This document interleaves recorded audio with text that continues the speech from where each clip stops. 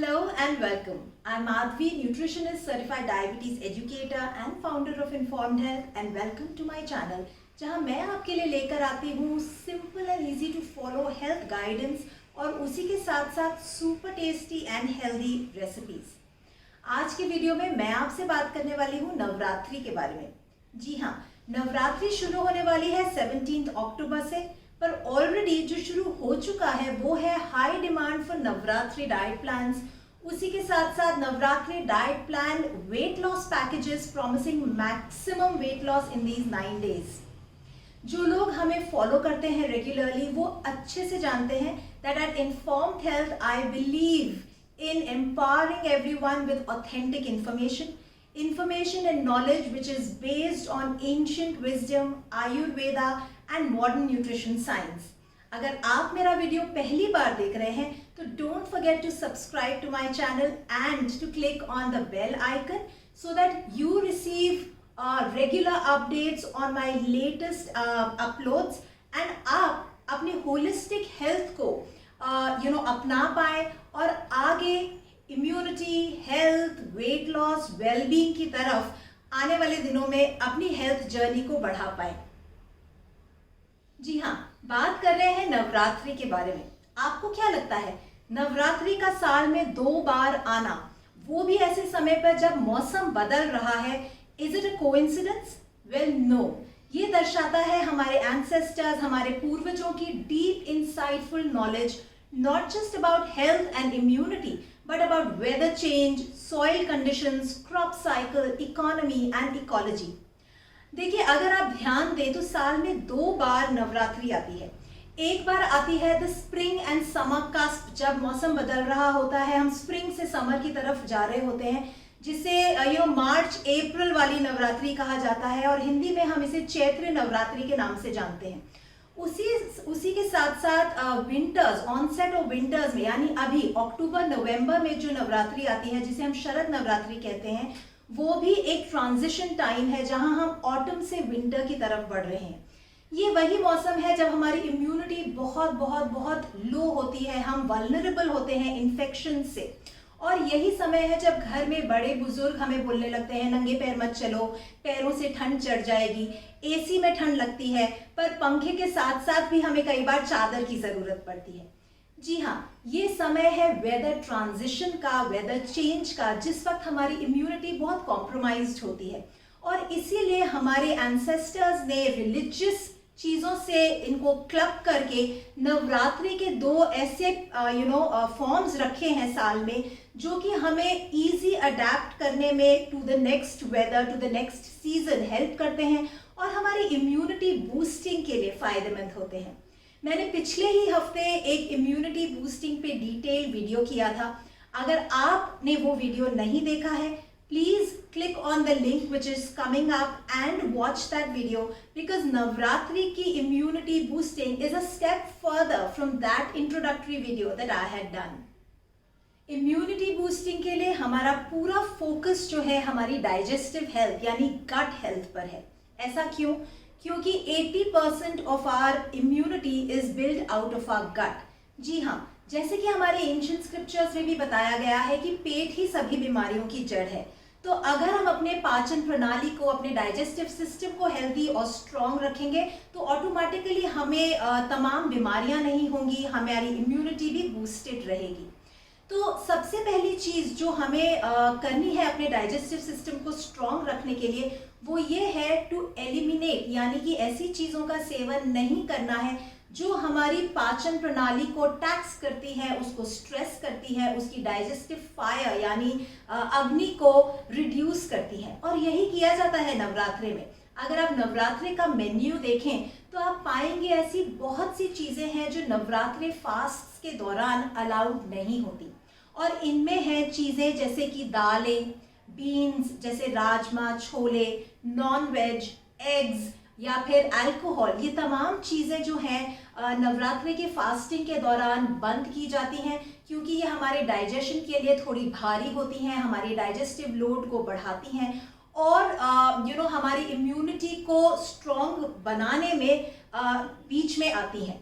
उसी के साथ साथ सीरियल्स जैसे कि गेहूं, जो अनाज हम सारे साल खाते हैं, वो अनाज या रेगुलर राइस जिसका सेवन अलग अलग कल्चर्स में किया जाता है, वो भी इन 9 दिनों में हमें एलिमिनेट करने के लिए या उसको रिस्ट्रिक्ट करने के लिए बोला जाता है।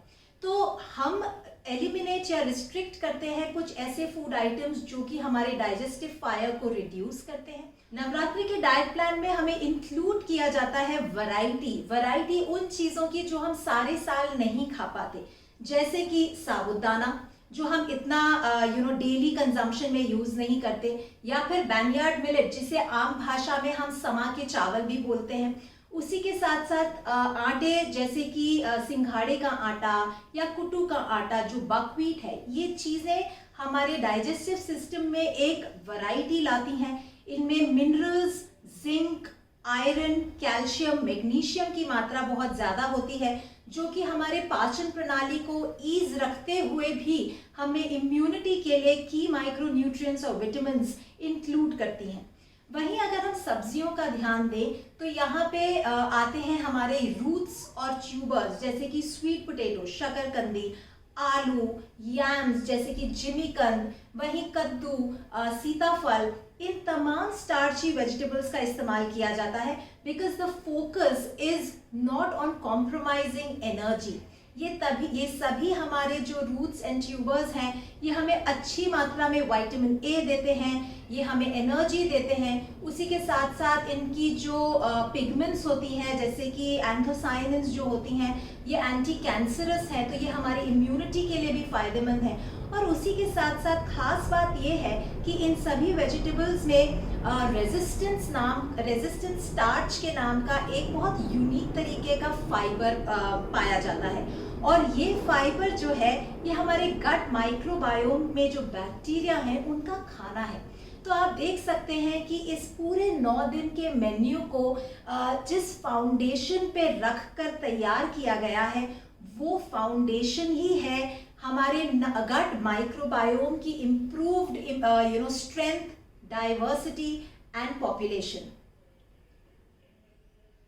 जब हम स्पाइसेस की बात करते हैं तो भी हम पाते हैं कि इस नवरात्रा मेन्यू में स्पाइसेस जो हम रेगुलरली यूज करते हैं हमारे किचन में, उनमें से भी बहुत से स्पाइसेस पे इतना जोर नहीं दिया जाता, बल्कि काफ़ी स्पाइसेस उसमें से रिस्ट्रिक्टेड होती हैं। और स्पाइसेस जो अलाउड हैं वो हैं जैसे कि कार्डमम, इलायची, क्यूमिन यानी कि जीरा, जिंजर यानी कि अदरक, ब्लैक पेपर और सेंधा नमक। अगर आप इन स्पाइसेस की तासीर को भी देखें तो ये वार्म स्पाइसेस हैं जो कि हमें अंदर से वार्म रखती हैं, जो आने वाले मौसम की ज़रूरत है। उसी के साथ साथ ये जो स्पाइसेस हैं ये हमारे बॉडी में बायो चैनल्स को खोलती हैं। Unnecessary infections, inflammations, lumps, parasites, इन चीज़ों को अटैक करने में ये बहुत माहिर हैं, और हमारे बायो चैनल्स को खोलते हुए हमारे साइनसेस को खोलती हैं, जिससे कि हमें प्रिवेंट करती हैं कि हमें कोई भी कोल्ड कफ जैसे इन्फेक्शंस हम इस वेदर चेंज में, इस सीजन के कस्प में कैच कर लें। वहीं अगर हम सेंधा नमक की बात करें जो कि थ्रू आउट द ईयर इतना पॉपुलरली इस्तेमाल नहीं होता, हम लोग ज़्यादातर सोडियम्स या प्रोसेस्ड सॉल्ट्स इस्तेमाल करते हैं, और वहीं इन सोडियम रिच सॉल्ट्स के साथ साथ हमारे जो प्रोसेस्ड फूड की इनटेक होती है पूरे साल, उससे भी हमारी बॉडी में सोडियम की मात्रा बहुत बढ़ जाती है, जो कि बहुत से प्रॉब्लम्स का एक रूट कॉज है, जैसे कि ब्लोटिंग हुआ या ब्लड प्रेशर हुआ या इन्फ्लेमेशन हुआ। तो वहीं पे सेंधा नमक जो है ये it is very very high in potassium, इसमें सोडियम की मात्रा कम होती है, और उसी के साथ साथ इसमें होते हैं की माइक्रोन्यूट्रिएंट्स जो कि हमारी बॉडी में एक इलेक्ट्रोलाइट बैलेंस मेंटेन करते हैं, जो सोडियम पोटेशियम पंप है उसको स्टेबलाइज करने में मदद करते हैं।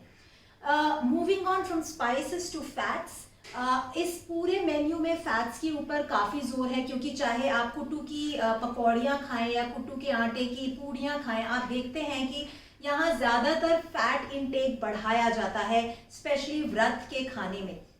वहीं पे यूज़ ऑफ गुड फैट जैसे कि घी, कोकोनट, नट्स एंड सीड्स, इन सभी का जो इस्तेमाल है वो भी इसीलिए ज़रूरी है क्योंकि जो की माइक्रोन्यूट्रिएंट्स एंड वाइटामिन्स हमें हमारे सीरियल से, हमारे वेजिटेबल्स एंड फ्रूट से और हमारे चॉइस ऑफ फ्लावर्स से मिल रहे हैं, उनको बॉडी असिमिलेट कर पाए, उनको बॉडी एब्जॉर्ब कर पाए। आने वाले मौसम में जिसे हम ड्राई विंटर्स भी कह सकते हैं, हमारी बॉडी में ड्राइनेस हो जाती है और अक्सर देखा गया है कि लोगों को शिकायत होती है जोड़ों में दर्द की, they have pains in their joints, और उसी के लिए ज़रूरत है गुड क्वालिटी फैट की, जो कि हमें अंदर से ल्यूब्रिकेटेड भी रखती है। मैं अपने इस वीडियो में आपसे शेयर करने वाली हूँ नवरात्रा डाइट प्लान, जिसमें बहुत से ऑप्शंस मैं आपको breakfast, lunch, dinner, mid morning, mid evening snacks के भी दूंगी। पर उससे पहले मैं आपको एक और पर्सपेक्टिव यानी कि आयुर्वेदा के पर्सपेक्टिव से नवरात्रि की इम्पोर्टेंस बताना चाहती हूँ। आने वाला समय यानी कि जो विंटर्स है, बहुत ड्राई और कोल्ड वेदर है, जहाँ हमारी बॉडी में वाटर एलिमेंट कम होता जाता है। जी हाँ, और यही कारण है कि वात दोष जो है वो बढ़ जाता है, जिसकी वजह से अक्सर complaints of constipation, body aches, joint pains बढ़ जाते हैं। वहीं हमारे नेचर में मून लाइट को एक कूलिंग एलिमेंट माना गया है और आयुर्वेदा में मून लाइट रिप्रेजेंट करता है द वाटर एलिमेंट।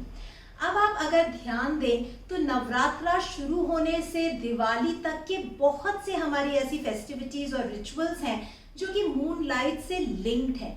जी हाँ, गरबा नाइट्स यानी ओपन स्काई के नीचे पूरी रात मूनलाइट में डांस करना, उसी के साथ साथ करवा चौथ जहां हम चंद्रमा को अर्घ चढ़ाकर अपना व्रत तोड़ते हैं, या फिर होली अष्टमी जहां बच्चों के लिए फास्ट जो रखा जाता है उसको तारे देखकर तोड़ा जाता है। वहीं कोजागिरी या जिसे हम लक्ष्मी पूजा भी कहते हैं, जो पूर्णिमा में होती है, जहां राइस या खीर बना के पूरी रात उसे मूनलाइट में रखा जाता है और अगले दिन उसका सेवन किया जाता है। ये सभी जो हमारे रिलीजियस प्रैक्टिसेस हैं ये मूनलाइट से लिंक्ड है और आयुर्वेदा में ये सबसे ज़्यादा इनकरेज किया गया है कि इस समय हम ज़्यादा से ज़्यादा अपने आप को मूनलाइट से एक्सपोज करें, जिससे कि हमारे बॉडी में ये जो वाटर एलिमेंट का जो इम्पोर्टेंस है वो मेंटेन रहे, हमारा जो वात दोष है वो बढ़े ना और मेंटेन रहे, और उसी के साथ साथ ये तमाम प्रैक्टिसेस जो हैं हमारी बॉडी में ओजस को बढ़ाती हैं, यानी कि इम्यूनिटी को बूस्ट करती हैं। Isn't that beautiful? The way Ayurveda links nature to our internal well-being and health. आइए अब देखते हैं कि हम किस प्रकार से नवरात्रा डाइट प्लान बैलेंस्ड मील खाते हुए अपनी इम्यूनिटी को इम्प्रूव कर सकते हैं। दिन की शुरुआत आप सोक्ड नट से कर सकते हैं। उसके बाद ब्रेकफास्ट में आप बनाना शेक या बनाना एंड कर्ड या राजगीरा पॉरेज खा सकते हैं या साबूदाना खिचड़ी खा सकते हैं। वहीं mid morning and mid evening snacks के रूप में आप शरबत या फिर कोकोनट वाटर, शिकंजी का इस्तेमाल कर सकते हैं, छाछ का इस्तेमाल कर सकते हैं, जो आपको अंदर से हाइड्रेटेड रखेगा। इवनिंग होते होते आप साबूदाना खिचड़ी, साबूदाना वड़ा या फिर स्वीट पोटैटो चाट का इस्तेमाल कर सकते हैं। वहीं मेन मेन्यूज यानी लंच एंड डिनर के लिए यू कुड स्टे विद कुटू और राजगीरा और इवन सिंघाड़े के आटा की रोटी या पूरी और उसके साथ सब्जी जैसे कि सूरन या पंपकिन की सब्जी या आलू की सब्जी, घिया एंड खीरे का रायता, या फिर अगर आपको राइस बेस्ड मील्स लेने हैं तो समा के चावल का पुलाव या फिर समा के चावल के साथ पनीर की सब्जी। ये आपके इन आने वाले 9 दिनों में एक बहुत ही डाइवर्स, वेरीड और इंटरेस्टिंग मेन्यूज के कॉम्बिनेशंस हो सकते हैं। तो अगर हम इस फूड विजडम की इनसाइट्स को समझते हुए आने वाले नवरात्रों को अपनाएंगे तो हम पाएंगे कि हमारे एनर्जी लेवल्स बढ़ गए हैं, वहीं हमारे constipation, bloating, irritability, mood swings, PMS जैसे प्रॉब्लम्स कम हो गए हैं, हमारी स्किन ग्लो कर रही है एंड ऑफ कोर्स हमारी इम्यूनिटी बहुत स्ट्रांग है। आने वाले हार्श विंटर्स के लिए हम इंटरनली अपने आप को स्ट्रांग रख पाएंगे। पर वहीं अगर हम एक क्रैश डाइट लेते हुए इन 9 दिनों में मैक्सिमम वेट लॉस को अचीव करना चाहेंगे तो results will automatically be exactly opposite. We'll compromise on our health and of course on our immunity. So stay tuned for more such simple and easy to follow holistic health guidance. Like, share and subscribe to my channel. If you have any questions, feel free to write them to me in the comments box below, or you could even email them to me at the email address which is given in the description box. Follow me on Instagram for more insights on health stories from my kitchen to yours. Till then, happy Navratri.